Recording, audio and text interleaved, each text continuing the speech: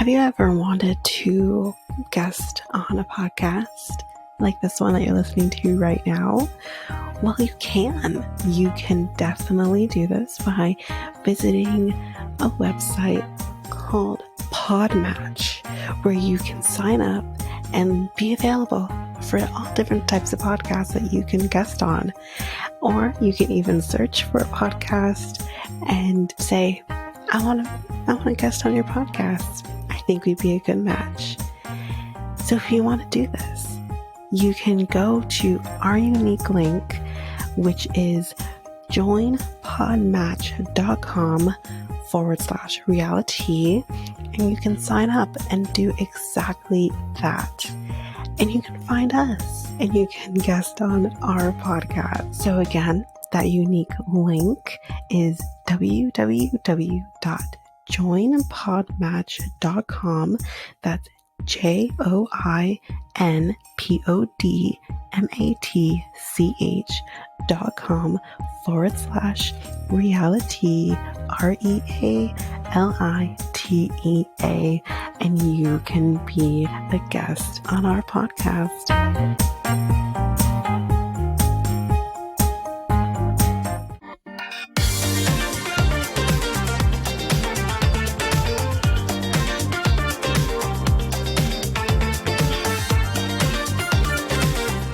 Welcome to Reality Tea Times 2, the podcast where we discuss all the trash reality TV we love to hate.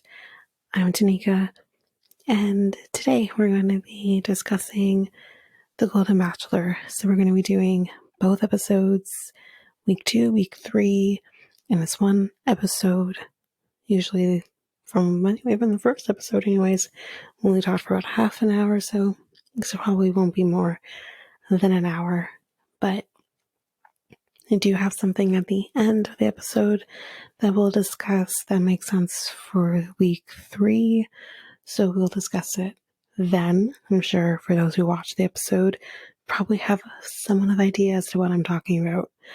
So anyway, nothing else to really discuss on the top of the episode, so we're going to jump into the reason that we're here. The Golden Bachelor Season 1, Episode 2, Week 2. Let's get into it. So, the women, we see them going into the mansion, even though, we've seen them already in the mansion. But anyways, we see them looking at their rooms, and they're just trying to figure out where they're going to be sleeping because, y'all, there are bunk beds. You have grown-ass women sleeping in bunk beds. Some said that one person said that this was the smallest closet space. And yeah, it's just ridiculous because you're I think Sandra was one that was I have knee replacement. I had knee replacement surgery. I need to be on the bottom bunk. Plus, I need to be able to be closest to the bathroom. This doesn't work. This doesn't work. Anyway, then in comes Jesse once they're situated, and he has a day card. And someone who clearly has never seen the show and has no clue how this day card situation works, because they say oh, are you going to read it? And he says, no, one of you are going to read it. Okay. So Kathy reads the day card, and it says, you're never too old to find love again. And this date is for Teresa. So Susan / Kris Jenner, I really love her. Don't get me wrong, I really, really love her. I don't really have nothing against Kris Jenner either. I like her. Yeah, anyway. So she's doing her hair for her. And apparently she has been a hairdresser before in her past, because Teresa's being kind of very opinionated. I mean, it's her hair, as to what she wants. And Susan says, trust me, I've been doing hair for 30 plus years. So anyway, and she tells us that she married her husband, Teresa, when she was 18 years old. I believe he got sent to the Vietnam War. Like, I think he was in like the military, and they got married at very short notice, and then he went off to Vietnam. Gerry is here, and he is driving a vintage car. The reason I say this, and I'll get back to it in a minute. And actually, I'm going to tell you right now, the headlights as they are driving to their destination while they're driving on the fucking freeway isn't working. And he's like, I can't see in front of me. And of course, you have like the horns honking. I don't know if it was put in after the fact or what, but yeah. He says that he has never driven in California before, so he's not used to the driving. He's from Indiana, so like he's not used to this. And he says they can't see well, but she's comforting him, and he really appreciates that she is being so comforting in this moment, and it kind of helps him relax a little bit. So he's finally off the freeway, so it's a little brighter, which actually, let me get to that right now. The freeway didn't have a whole lot of lighting. So, like, I've never been on, like, I never driven in California. I don't know how the freeways work and the lighting and night. I have no clue. But here in Ontario, our highway is fairly lit. Now, I know there are some parts of the highway that's not as lit, or the lighting isn't the greatest, but for the most part, our highways are pretty lit. Yes, you still need your headlights, obviously, but I felt like there wasn't a whole lot of lights, a whole lot of street lights there. So I'm like, what? If your headlights aren't working, you're just shit out of luck. Anyway, so yeah, he says he can see it better now, and he says that one of his first jobs was working at a diner serving french fries and milkshakes. So that's exactly where they were headed. They were headed to a diner. So she tells him that she really likes him, and she didn't expect it. She tells him that, she married her high school sweetheart. Does that sound familiar? And that they were married for 42 years. She had but what ended up happening, because he did pass away. He passed away 9 years ago. It's something that she had mentioned in the first episode.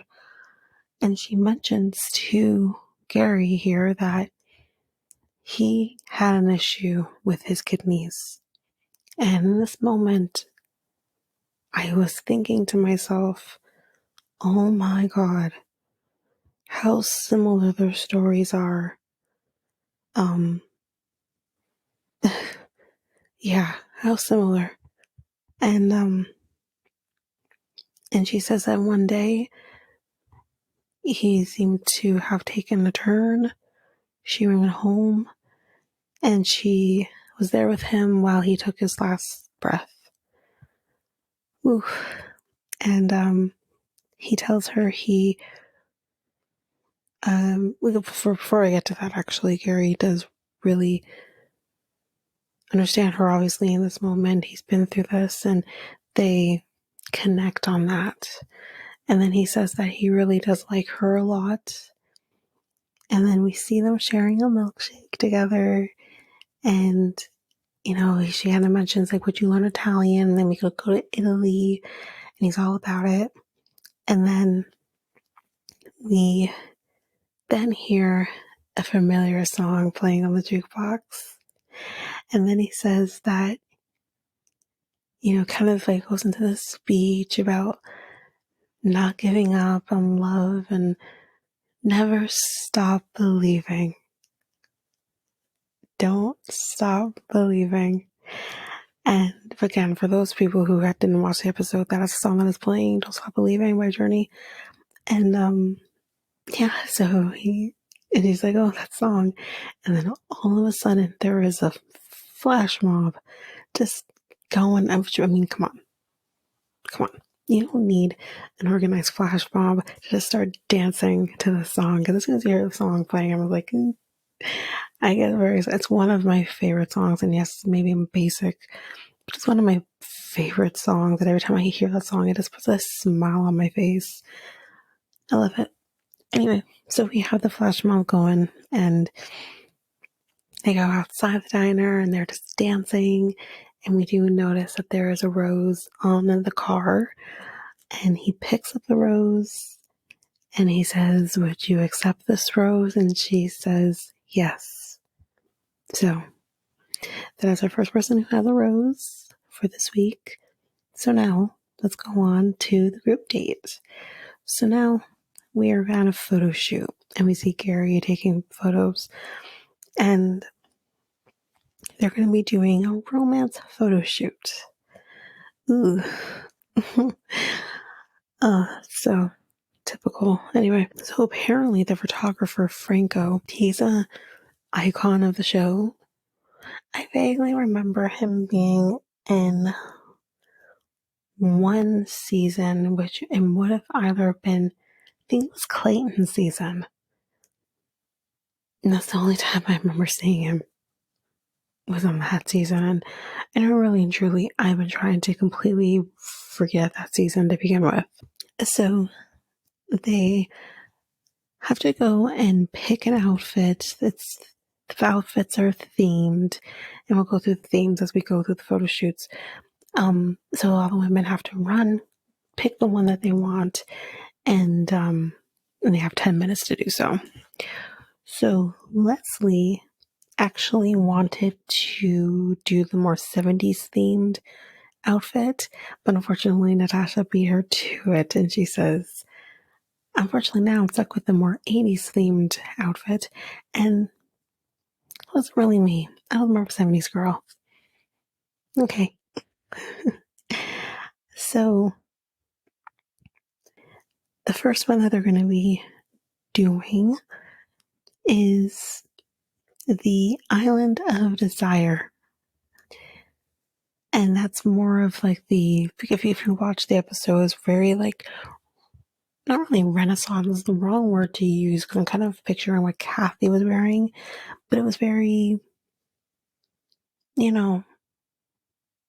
don't even know, like, I don't know, because what he wore wasn't quite the same as what I pictured them in, but yeah, kind of roughly like sleeves, and very much like, yeah, kind of the 1800s type style of clothing, but it didn't quite match what Gerry was wearing. Gerry actually at this point puts on a wig, and I called him Fabio once he put this wig on. So the ladies that are going to be doing this part of the photo shoot with him is going to be Kathy, April, and Jeannie. So that's who we're doing it with. Next, it's the Summer of Love group, and that's the more 70s version. And this is Natasha, Susan, and some other person who I don't know who that is, but anyways, then it's the Road to Passion, and that's more of the 80s. It's very leather jackets and kind of what the greasers would wear, similarly without the logo on the back of the jackets, but it's basically what it was. And that had Edith, Leslie, and that's it actually. It was just the two of them. And then we're getting ready to do the other batch of photo shoots, which the other women are actually wearing wedding dresses. So I think those are going to be more solo photo shoots with Gerry. So we see Nancy, and she's one of them in the wedding dress, and she's crying. And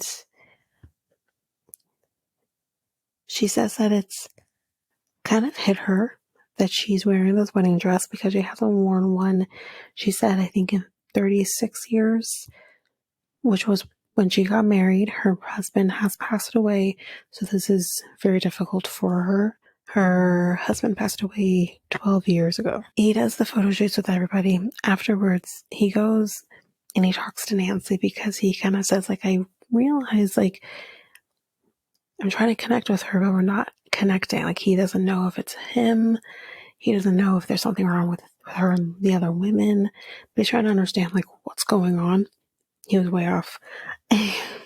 Anyway, he goes and talks to her. And he says, like, you know, something's off here. And she tells him, like, no, there's nothing wrong with you. There's nothing wrong with the women. My emotions are coming from the fact that I'm wearing this wedding dress. I haven't worn a wedding dress since I got married. And with her husband's passing, obviously that's very difficult for her. And he relates to this, obviously, and he tells her a story about walking by a bakery and smelling cinnamon.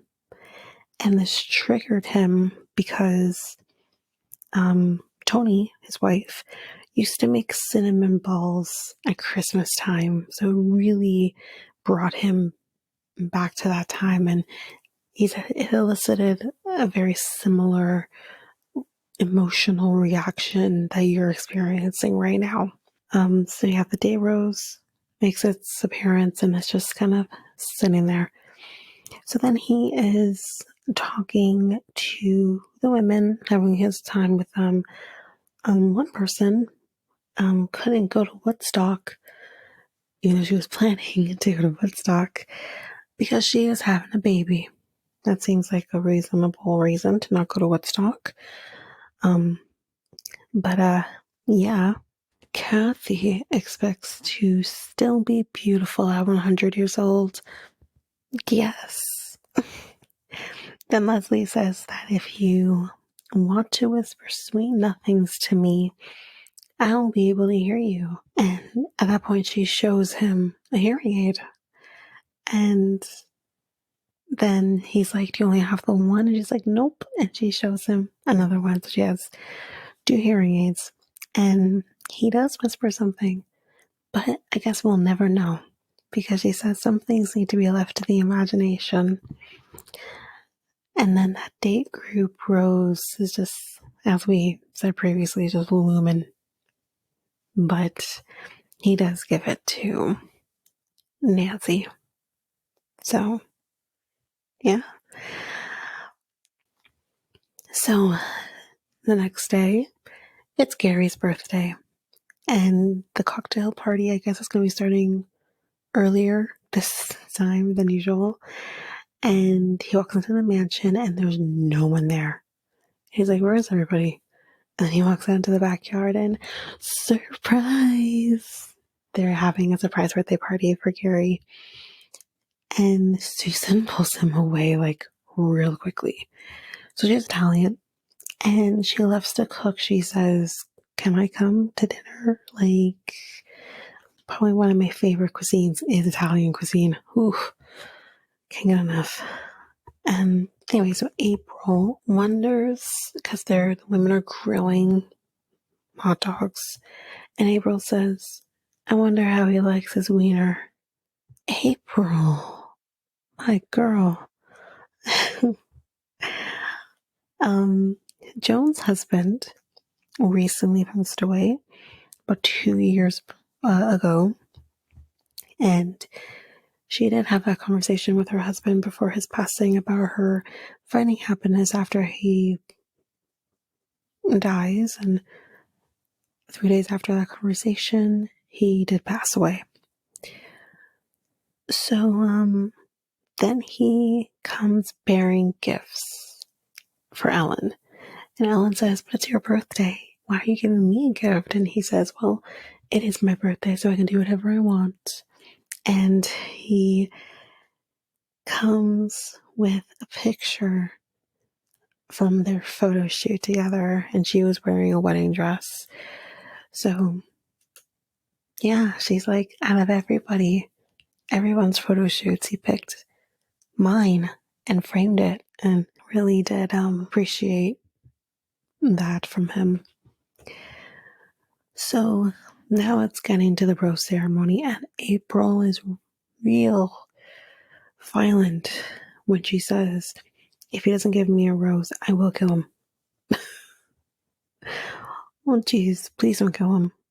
He's a treasure. But now it's rose ceremony time. So as always, I will list off all the women who he gives a rose to, and then I will point out at the end who he doesn't.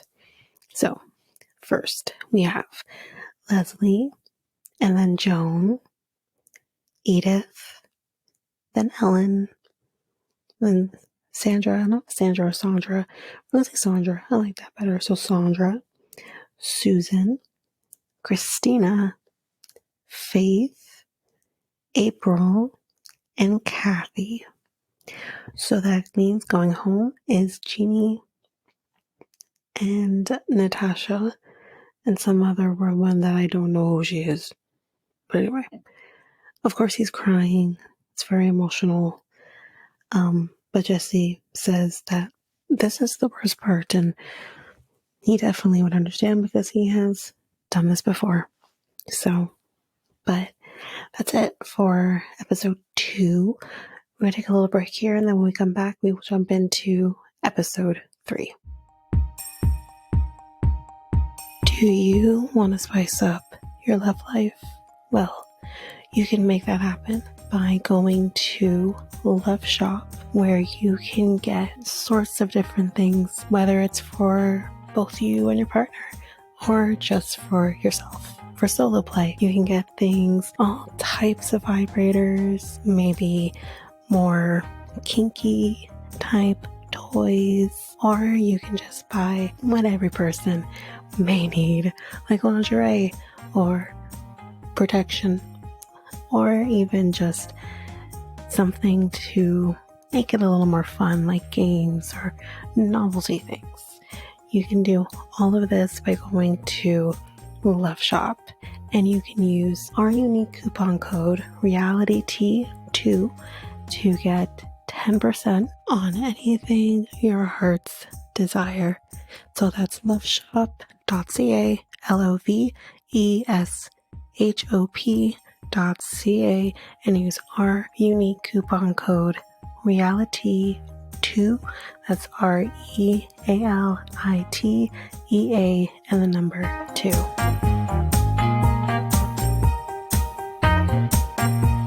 And we're back. So let's jump into episode 3, week 3. They don't have titles for this anyways. So Kathy, she's talking about how the women really change when Gerry walks into the room. And she demonstrates this by, when he's not in the room, they're just kind of there, head in their hand, just being all gloomy. And as soon as he enters the room, they just perk up because they're happy that he's there. I feel like that's just women. Especially when you're in the beginning stages of a relationship, you really do tend to perk up when the guy you like or the person you're in love with just kind of enters the room. Those were the days. I perk up sometimes, not all the time, depends. Anyways, but I hear what she's saying. And so apparently now there has been an alliance. I call it an alliance even though they call it a group. But I'm going to call it what it is, and it's an alliance. And the group's name is ASKN, ASKN, which is for April, Susan, Kathy, and Nancy. Great. And then here comes Jesse, and he says that there is going to be a one-on-one date as well as a group date. And guess what? All of them are going to be going on a group date. So he tells them that they're going to be performing in a talent show. Joan is hella nervous because, in her words, I don't really have any talents. So we're at the talent show, and Kaitlyn is here. Bristowe is here. Okay, we're gonna skip past that because I don't really care. Anyway, whoever is the best, who is the winner at the talent show, will get extra time with Gerry at the end of the night. So Sandra is first, and she tells a joke.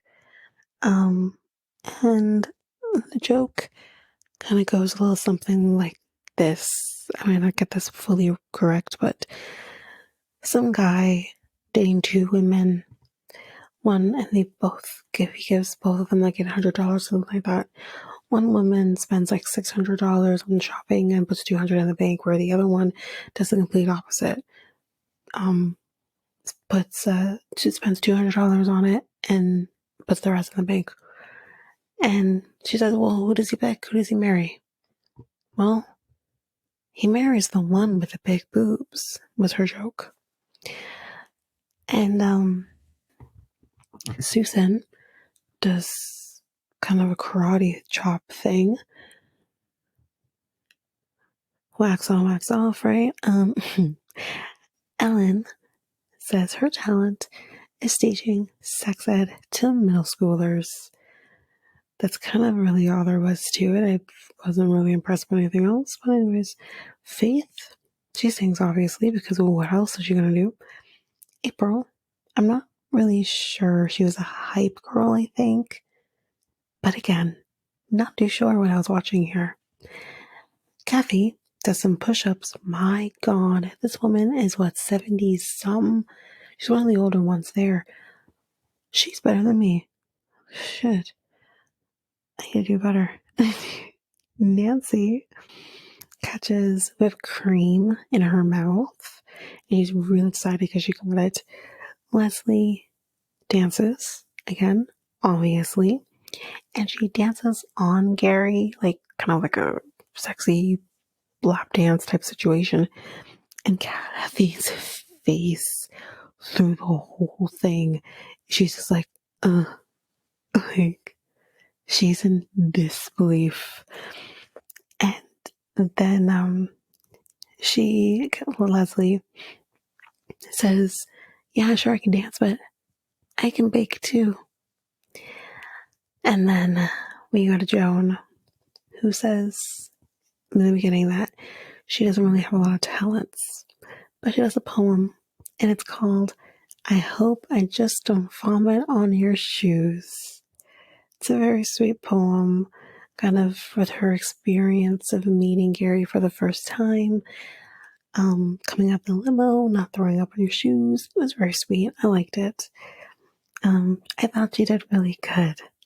And he felt the same because he says, I felt like she was just talking to me and that there was nobody else in the room. And Leslie thinks that she is definitely going on this date, but no, she's not. And again, I don't understand why she's so confident, because what you danced, that's not what Gerry's after. But anyways, Joan is the one who's going to be going on this date. But Leslie's getting very emotional about this. And she says, maybe he just wants someone who doesn't have as much experience being in front of people, and I'm more experienced with being in front of people. I don't know. So she's fine. Anyway, so now the date. They talk about when it's the right time to start dating after a death of a spouse. And apparently the magic number is a year. Listen, well, let me be very clear. Knock on wood, God forbid, if something were to happen to my partner, there's no way in hell I can move on after a year. There's just no way in hell. I don't even know how you I don't even know. I never want to know. I never want to know. But I just don't understand how a year is a magic number. You know what I mean? But that's what Gerry kind of says. Like, there is no magic number. It's kind of whenever you're ready. And he's like, I think he did mention that he tried, but I think like he just wasn't ready. And then for her, because mind you, the difference here is his wife's been gone now for, I think it's 7 years, 6, 7 years. Her husband just passed 2 years prior. So she's very much in the beginning stages of the grief and, you know, kind of consolidating the fact of I'm grieving my husband's passing, but I also, when is the right time to move on? So she says like within the first year, she tried to move on. It just didn't work for her. But now it's 2 years in and she feels like she's in a much better place. And she feels like, you know, everything's just kind of more aligning with things. She mentions that, you know, it's so much an alignment in time that her daughter recently had a baby 2 weeks before. So it's just working out. It's just exactly how it's supposed to be. Hold on to that. So she does get the date group that the date rose. And yeah. So the next day we see Joan crying. And we can see that she is talking to her daughter. And it looks like something has definitely going on and with her daughter. And she kind of says that her daughter had a very rough delivery. I believe she had a C-section, but I think by the sounds of things, it was just even over and beyond the C-section aspect of the delivery. So, Joan walks into the room with the women, and we were like, "Oh, where are you? We're looking for you." But then can see that she's very emotional and like it's wrong. And she says, "I got a text, and I gotta go home to be a mom." And then we see Gerry is coming because he has his date still, his one-on-one date. And we see him coming, and he's just over the moon with joy and happiness. After the date with Joan, he says he like woke up and he's in a good mood, dancing, and he's so excited. And you're just like, oh my God, no. He's gonna get so crushed in this moment. And he's pulling up and he sees Joan first and foremost because she's out there waiting for him.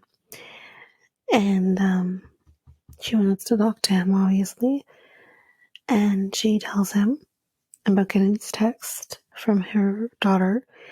And she says that she has to leave to go home to be a mom. It's, you know, she says once a mom, always a mom. And he is emotional. However, he does understand. Despite his disappointment, he understands. Because he says our moral compasses are very similar in the sense of you're a parent, and there's a certain things that have to come first, and that's your children. He says, you know, sometimes the right decision is the hardest decision to make. But he is understandable. He's understanding the fact that she has to go. So then she's leaving. And I usually don't write down things that they say in the limos once they leave, but I thought what she said here was actually so wonderfully put that I think unfortunately is so true and something that us as these younger people are going to experience at some point if we are ever in a situation as what these women are dealing with. And I think it's even harder for women, older women, than it is for older men. But she says here, as you get older, it's like you become more invisible and people don't see you and don't see you And what she means here obviously sees you as a romantic partner or desirable or sexually attractive or things like that. And she's not wrong. She's very right. And I thought it was just beautifully said. So, Michael Costello, I don't know who the hell this guy is, but anyways, he walks in and it's for Ellen. She's going to be the one going on this one-on-one date. So she tries on some dresses, and I thought that the first dress she put on was personally my favorite, but she picks the third one, which was like this pink dress. So they're on their date now. They're kind of just, soaking in the sun and getting to know each other. And he says that he doesn't remember his wedding. It was 50 years ago. He doesn't remember. But he says, I know we didn't go on a honeymoon because we didn't have money. And he says, we would sometimes bring or ask our parents to come over because we knew that they would come with groceries. So then her ex-husband, so she is a divorcee, and they were married for I think 23 or 25 years. Anyway, she said she met him in the Catskills when they were about 18. So they were together for 25 years. And then Gerry says, there's one thing that would complete the look, which is he gives her a pair of earrings. And then we see them heading to a hot air balloon. And he gives her the date rose. And then it's set off with a kiss in the balloon. And she says, the hot air balloon is the only thing that's working.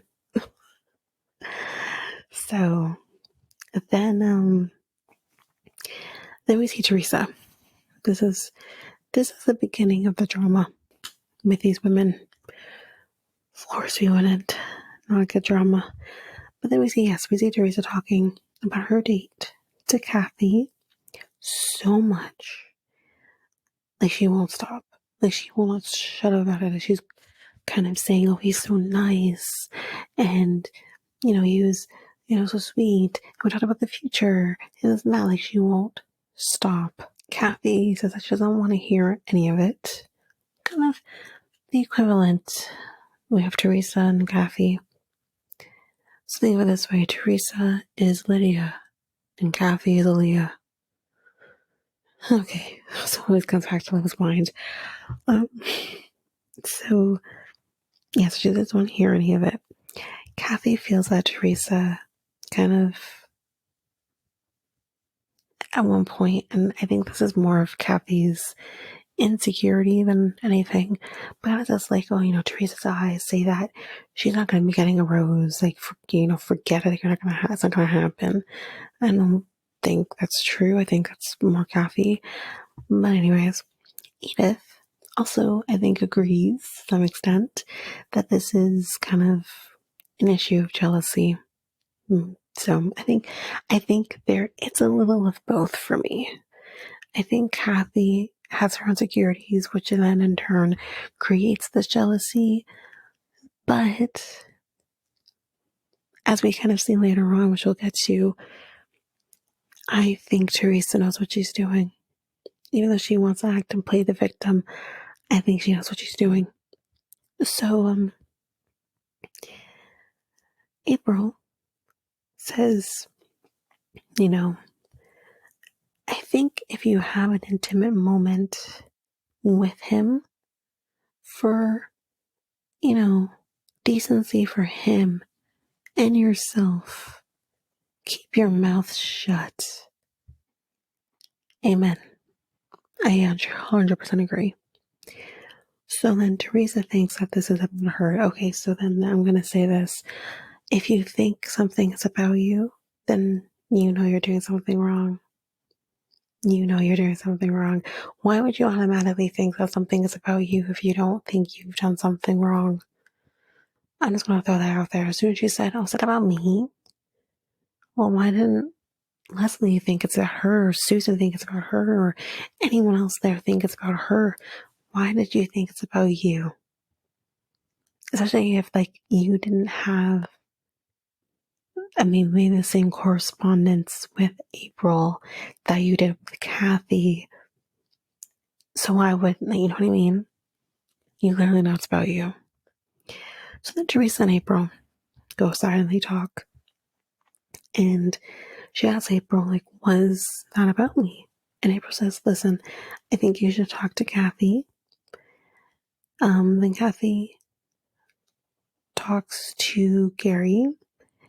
And while she's talking to Gerry, she gets very emotional and says that it's been a really rough day for her, and kind of explains to Gerry what's been going on without really mentioning names.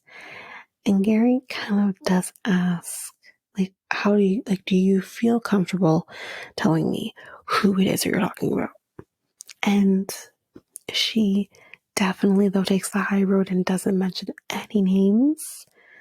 But then he says, listen, I'll be right back. And then he comes back with a rose. So currently now we have 3 people, actually no, scratch that, 2 people, who have a rose, which is Kathy and Ellen. So then Teresa asks to talk to Kathy, and Kathy says to her, like, how she feels. And Teresa immediately gets emotional.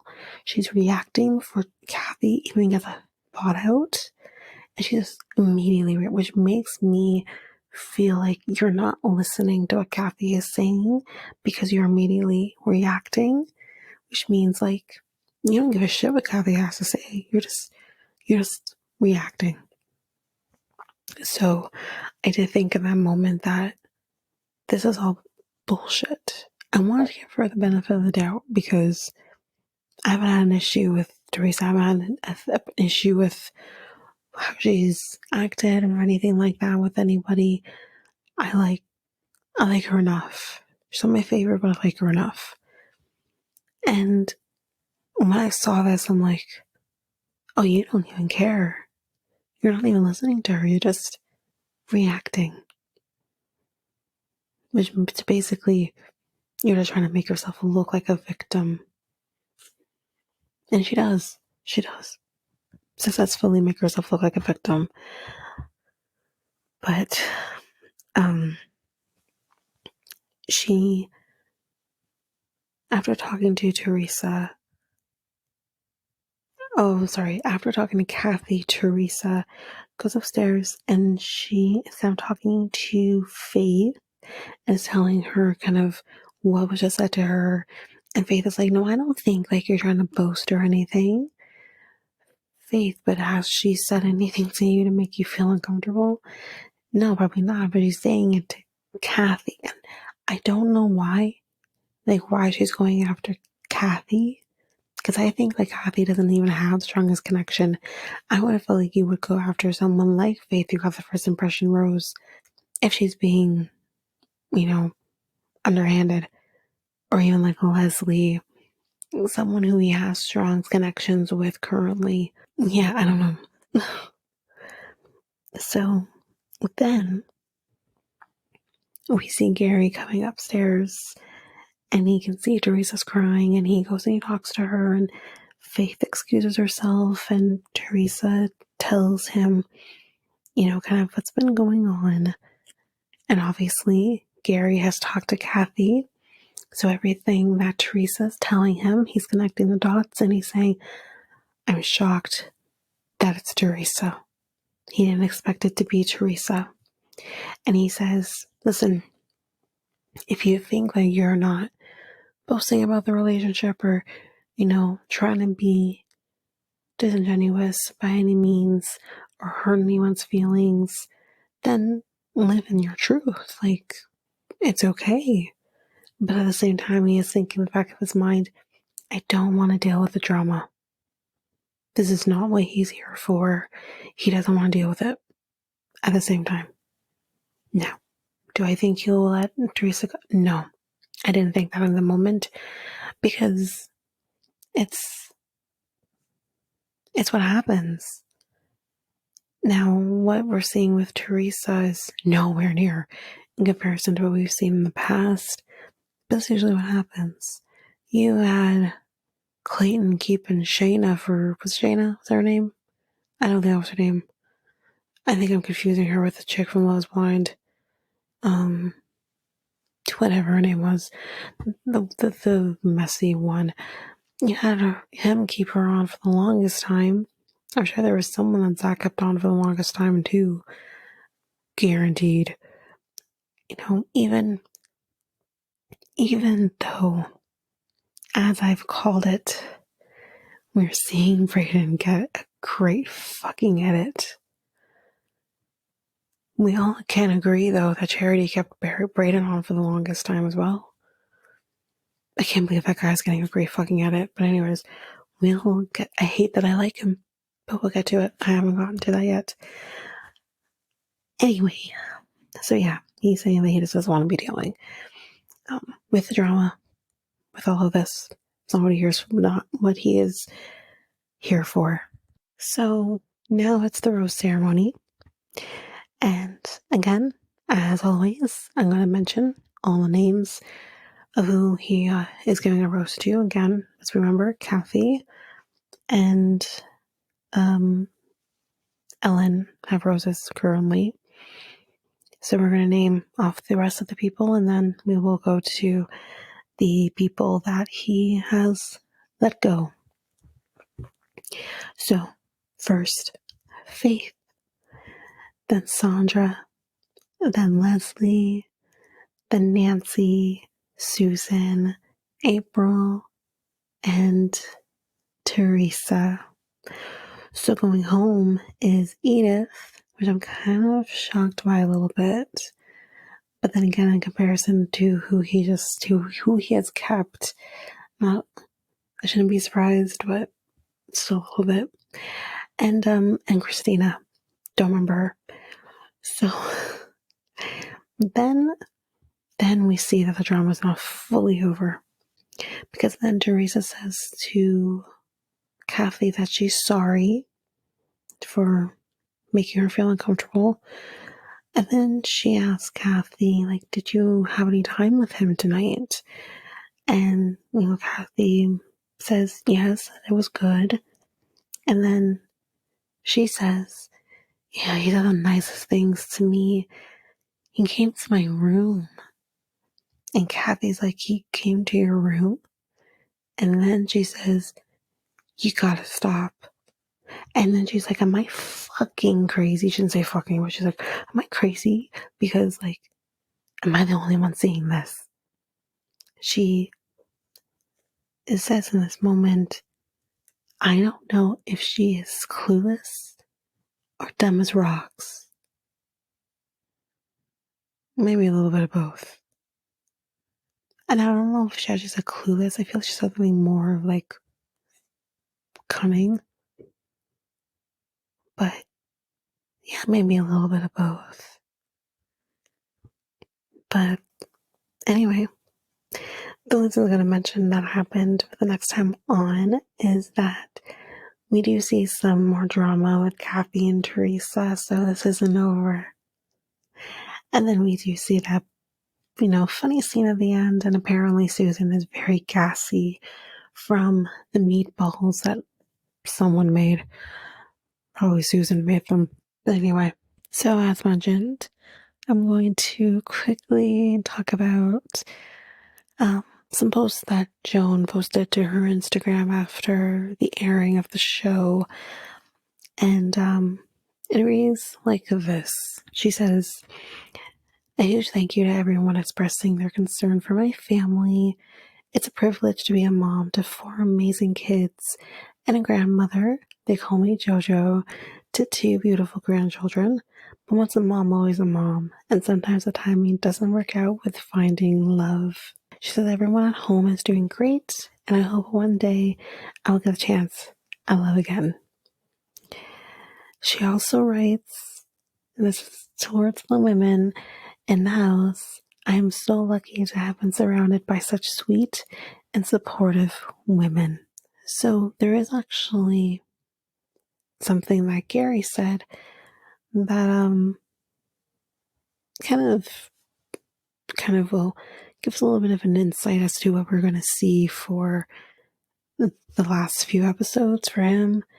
He says when you're down to the last two people over that amount of time and that much investment, you really have strong feelings for them, even though you know they're not the right person.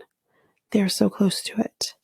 You're connected so deeply, and then you realize they have to leave. He says it was an incredibly bad situation. So we'll see. But I do have a couple of the posts that she put on her Instagram. I'll post it to our socials so you can read yourself and see kind of what she posted. But that is it for the Golden Bachelor for the past 2 weeks. This might be something that might be regular for us. Bachelor in Paradise, I'm hoping I'll get that out to you soon as well. But, trying to keep up with Love is Blind, which at the time of this recording, you will be getting very soon. I'm going to be recording that tomorrow, and you should be getting that not too long after. But that's it for now. That's it for Golden Bachelor for this week. So if you like what you heard, please share Reality Tea x2 with everyone in your life. That's going to help with our growth, and we really want to grow this podcast.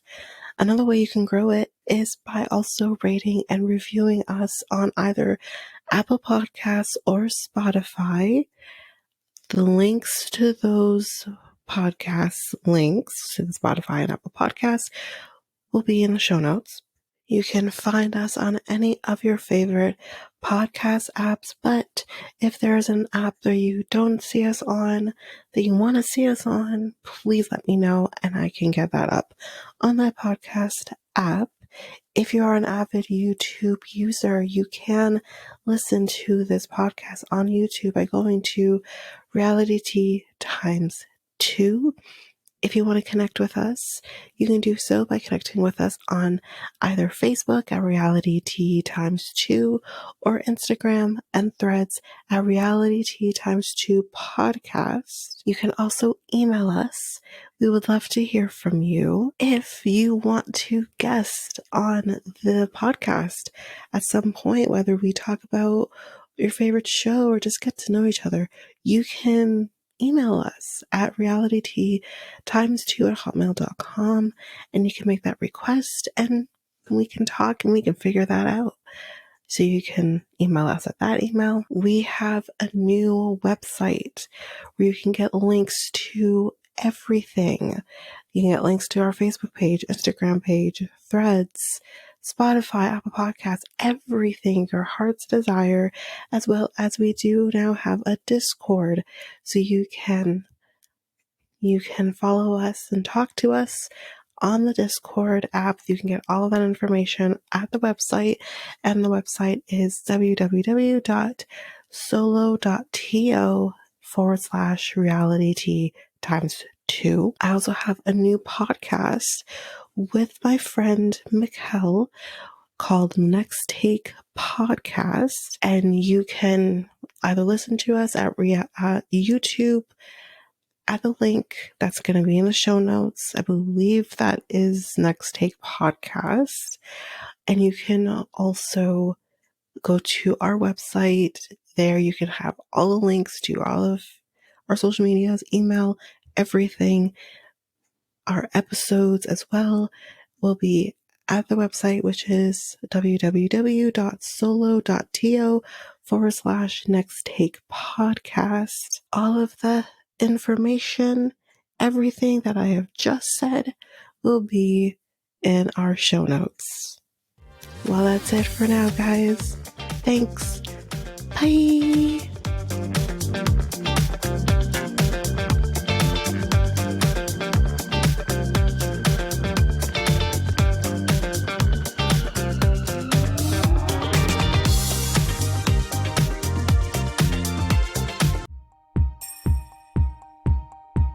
Have you ever thought of starting your very own podcast? Doing the research, I found something that would have made editing easy and seamless and makes the podcasting experience just that much easier. And I am talking about Ludo. This is a podcast software that I use for our editing of our episodes. It is amazing. It is easy. You're also able to get help from doing chats and getting the information that maybe you just need a little more help with. They also have access to different articles that can also help you that have been just godsends for me. Also with the Ludo, you can create clips. You can do your ads, that's like this very one I'm doing right now. And you can create your trailer very seamlessly just by the clicks of buttons. You can also use a Ludo to publish your episodes just straight from the software. It's so easy. I highly recommend it. You can get access to a Ludo by using our unique link, which you can find on our show notes, just down there at the bottom at the show notes. And you can get access to an easy software